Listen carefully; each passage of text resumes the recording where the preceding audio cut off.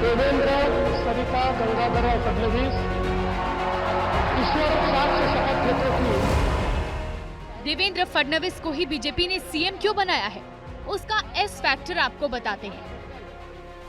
पहला S factor है संगठन, दूसरा सहयोगी, तीसरा संघ, चौथा स्ट्रैटेजी और पांचवा एस फैक्टर सनातन का है।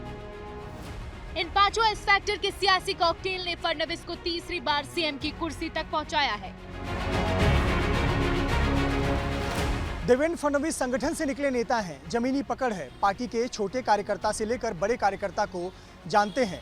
एबीवीपी से शुरुआत कर युवा मोर्चा में काम किया और फिर भारतीय जनता पार्टी के प्रदेश संगठन के प्रमुख रहे। इसीलिए सीएम की कुर्सी के लिए कार्यकर्ताओं की पहली और आखिरी पसंद देवेंद्र फडणवीस ही थे।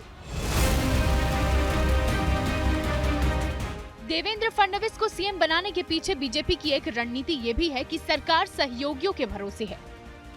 बीजेपी सबसे बड़ी पार्टी तो है, लेकिन बहुमत से दूर है। ऐसे में एकनाथ शिंदे और अजित पवार जैसे मजे हुए नेताओं के साथ महाराष्ट्र में बीजेपी को सरकार चलानी है। महाराष्ट्र का सियासी इतिहास टूट फूट और विद्रोह के लिए विख्यात है। बीजेपी का नेतृत्व जानता है कि थोड़ी सी भी चूक भारी पड़ सकती है, इसलिए शिंदे और अजित पवार जैसे सहयोगियों को साथ कर रखने में फडणवीस जैसे सेनापति ही सक्षम है। महाराष्ट्र की राजनीति में संघ का यानी आरएसएस का बड़ा रोल रहा है। देवेंद्र फडणवीस संघ से निकले स्वयंसेवक है, शाखा से भी जाते आ रहे हैं। देवेंद्र फडणवीस संघ प्रमुख मोहन भागवत के करीबी माने जाते हैं।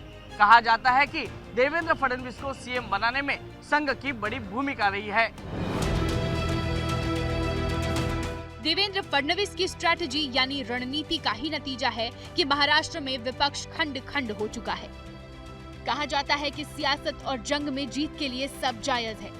शिवसेना में शिंदे की बगावत और एनसीपी में अजित पवार के विद्रोह के पीछे बीजेपी की शह मानी जाती है और इसके स्क्रिप्ट राइटर में देवेंद्र फडणवीस का नाम लिया जाता है।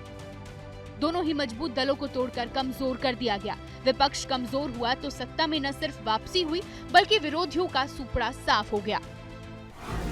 और इन्हीं 5 एस फैक्टर ने सत्ता के समंदर का पर्याय बन चुके फडणवीस को वापस ला दिया, तीसरी बार सीएम की कुर्सी पर पहुंचा दिया।